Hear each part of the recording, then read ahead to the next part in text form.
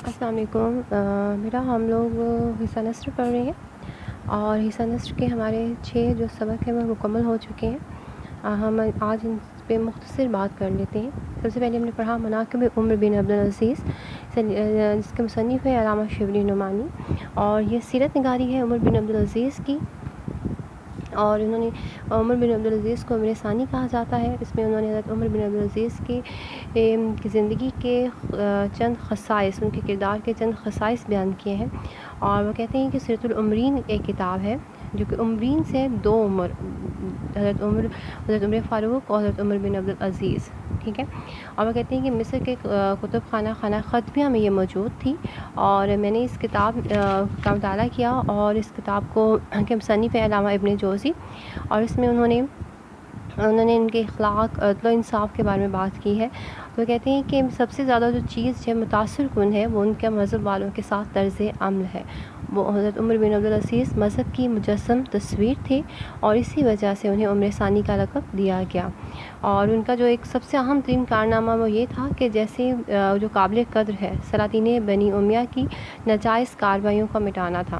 آپ کے خاندان نے لوگوں کی جائیداد، زمینوں پر ناجائز قبضہ کیا ہوا تھا۔ آپ جیسے ہی خلیفہ بنے تو آپ نے سب واپس کرنے کا اعلان کیا، سب آپ کے خلاف ہو گئے۔ انہوں نے آپ کے پاس آپ کی پھوپھی کو بھی بھیجا، تو تب بھی آپ نے کہا کہ میں چاہے کچھ بھی ہو جائے میں قیامت کے سوا کسی اور دن سے نہیں ڈرتا۔ مزاحم جو آپ کا خاص ملازم تھا اس نے بھی آپ سے کہا، تو تب بھی آپ نے یہی کہا۔ پھر آپ کے بیٹے نے آپ سے کہا کہ آپ اللہ کی کتاب جو قرآن مجید ہے اسی کے مطابق کریں، اور آپ لوگوں کی جو زمینیں ہیں، جائیدادیں ہیں، واپس کر دیں۔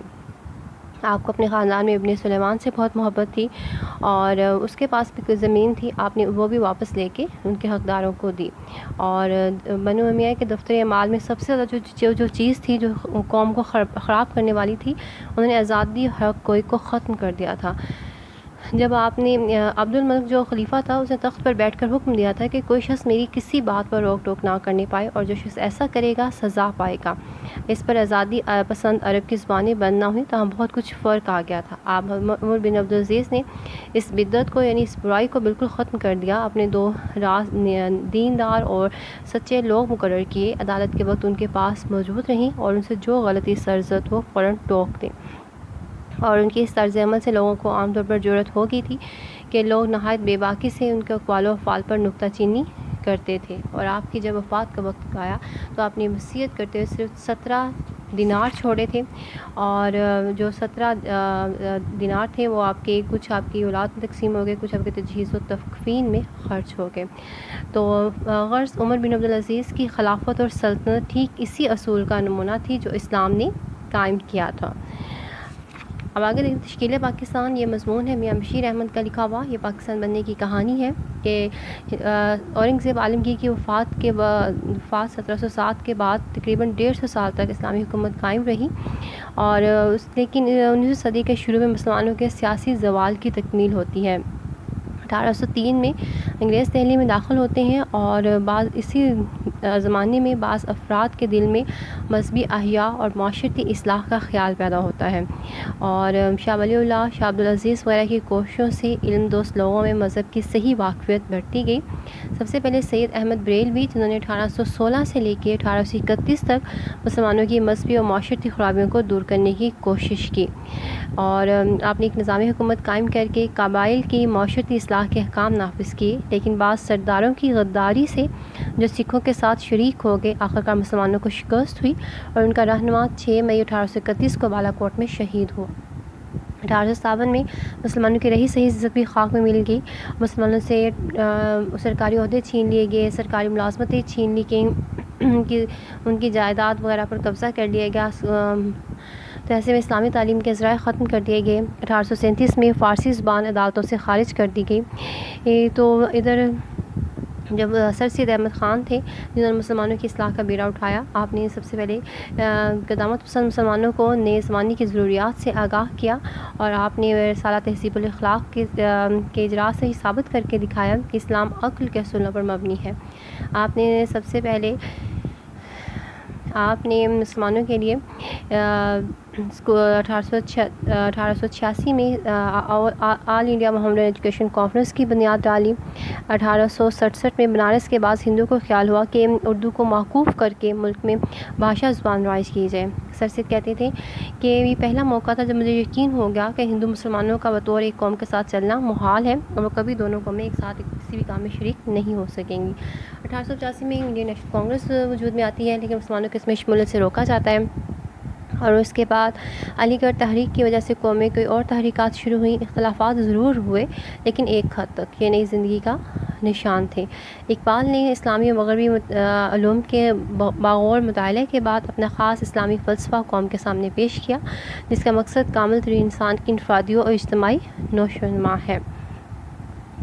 مسئلہ ہند کی جدید سیاسی زندگی کی یہ داستان یہ ہے کہ انڈین نیشنل کانگریس کے قیام کے بعد سر سید نے علی گڑھ میں مسلمانوں کے سیاسی حقوق کے تحفظ کے لیے قدم اٹھایا، لیکن ان کی قومی سیاست یہی تھی کہ مسلمان ملک کی سیاست سے الگ تھلگ رہیں، اور 20ویں صدی کے شروع سے ایشیا اور اس کے ساتھ ہندوستان میں صورتحال خراب ہونے لگی۔ ایسے میں اگر دیکھا جائے 1906 میں مسلم لیگ قائم ہوئی، 1909 میں اصلاحات میں مسلمانوں کے جداگانہ انتخابات کے حق کو تسلیم کیا گیا، تقسیم بنگال کی تنسیخ 1911 میں ہوئی، اور ہندوستان کے مسلمانوں نے سیلف گورنمنٹ کا مطالبہ کیا 1913 میں، اور کانگریس کے تعاون کا ہاتھ بڑھایا۔ پھر میثاق لکھنؤ ہوا، اور برطانیہ 20 اگست 1917 کو یہ اعلان کرنے پر مجبور ہو گیا کہ ہندوستان کو بتدریج خود اختیاری حکومت دی جائے گی، لیکن جنگ کا ختم ہونا تھا کہ برطانوی حکومت نے ہندوستان سے طوطے کی طرح آنکھیں پھیر لیں اور ظالمانہ قوانین نافذ کرنے کی ٹھان لی۔ 1919 میں یورپ میں ترکی کے حصے کرنے کی سازش کی، اس پر گاندھی نے علی برادران کی مدد سے عدم تعاون کی زبردست تحریک شروع کی، لیکن 1920 میں اس تحریک کا ختم ہونا تھا کہ ہندو لیڈروں نے شدی اور سنگٹن کی اشتعال انگیز کارروائیوں سے ہندو مسلم تعلقات کو خراب کر دیا۔ نہرو رپورٹ اور سائمن کمیشن کی آمد، پھر اس کے بعد 1928 میں آل انڈیا مسلم کانفرنس میں جمع ہو کر مسلمانوں نے ایک متحدہ سیاسی مطالبہ مسٹر جناح سے کہ 14 نکات سے مطابقت رکھتا تھا دنیا کے سامنے پیش کیا، اور سول نافرمانی کی تحریک 1929 میں شروع کر دی۔ 1930 میں گول میز کانفرنسز ہوتی ہیں، اور 1935 میں گورنمنٹ آف انڈیا ایکٹ نافذ ہوتا ہے۔ 1937 میں انتخابات ہوتے ہیں جس پر کانگریس حکومت برسر اقتدار آتی ہے، لیکن انہوں نے مسلمانوں کے ساتھ بہت ناروا سلوک کیا، اور 1939 میں ان کے جانے کے بعد یوم نجات منایا جاتا ہے، اور 1940 میں قرارداد لاہور قرارداد پاکستان منظور ہوئی۔ 1945 میں دوبارہ 46 میں انتخابات ہوتے ہیں، مسلم لیگ مسلمانوں کی واحد نمائندہ جماعت کے طور پر سامنے آتی ہے، اور اس کے بعد انگریزوں کا احساس ہونا شروع ہو گیا کہ برصغیر کا واحد حل یہی ہے کہ اسے تقسیم کر دیا جائے۔ پہلے فیصلہ کیا گیا کہ برطانیہ جون 1948 تک ہندوستان کو خالی کر دے گا، اور جنوری 1947 میں پنجاب مسلم لیگ کی ایک زبردست تحریک اٹھی اور بہت نتیجہ خیز ثابت ہوئی، اور اس طرح برطانوی حکومت کو یقین ہو گیا کہ اسلام ہند کے قومی مطالبے کو اب بہت دیر تک التوا میں نہیں رکھا جا سکتا، اور اس طرح ہم دیکھتے ہیں کہ برطانیہ نے 3 جون کو ہندوستان اور پاکستان کی آزادی کے متعلق نیا منصوبہ شائع کیا، جس کے مطابق 15 اگست 1947 کو دونوں ملکوں کو 2 علیحدہ خود مختار حکومتیں قائم ہو گئیں، اور اس طرح پاکستان کی بنیاد پڑی۔ تو پاکستان کے قیام سے نہ صرف ہندوستان کے برعظیم اور ایشیا میں بلکہ ساری اسلامی دنیا میں ایک ایسی قوت آفرین تغیر رونما ہو گیا جس کے نتائج غیر معمولی نتائج کا دنیا بھی صحیح طور پر اندازہ نہیں کر سکی۔ مسلمانوں کا جو مقصد ہے وہ اسلام ہے، وہ اسلام نہیں جس کا ڈنکا متکل عنان بادشاہوں اور خود غرض عمرہ نے بچایا، بلکہ وہ اسلام جس کا حامل قرآن ہے، جس نے صرف اندیکھے خدا کے آگے سر جھکانا سکھایا، وہ اسلام جس کا نمونہ حضرت صلی اللہ علیہ وآلہ وسلم اور خلفائے راشدین کے عہد میں مسلمانوں کی زندگی میں نظر آتا ہے۔ وہ سچائی، وہ دلیری، وہ خود اعتمادی، وہ امن پسندی، وہ محنت و مساوات، صبر و تقویٰ، مسلم و غیر مسلم سب کی خدمت، سب کے حقوق کا تحفظ، سب سے رواداری اور محبت، یہ ہے پاکستان کے مسلمانوں کا نصب العین۔ ہمارے قومی شاعر نے اپنی قوم کے ہر فرد پر خوب روشن کر دیا ہے۔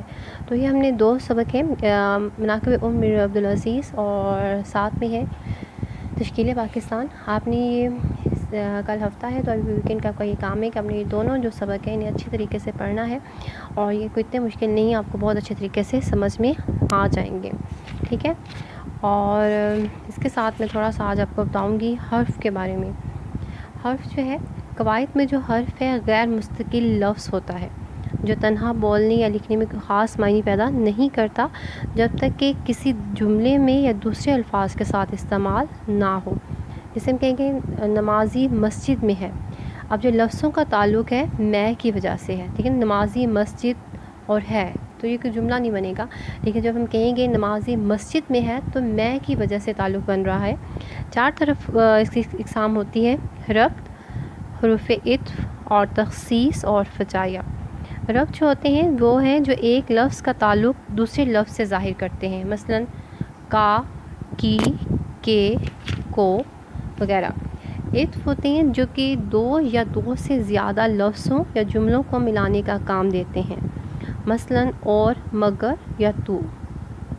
تخصیص وہ ہیں جو کسی اسم یا فعل کے ساتھ آتے ہیں تو خصوصیت کے معنی پیدا کرتے ہیں, مثلا ہی, تو, بھی, ہر وغیرہ. فجائیہ جو جوش یا جذبے میں بے ساختہ زبان سے نکل آتے ہیں, جیسے اے, اف, او, ہو, ہائے وغیرہ.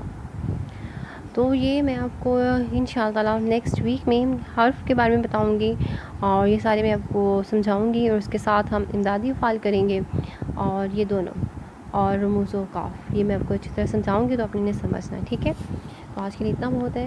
اور میں نے آپ کو دیا ہوا تھا مضمون حسنہ صلی اللہ علیہ وآلہ وسلم, لیکن آپ نے جو میرے بات سن رہے ہیں انہوں نے پڑھا ہوگا, تو کل میں آپ لوگوں کو انشاءاللہ نیکسٹ ویک کے لیے کوئی اور مضمون دوں گی. شکریہ.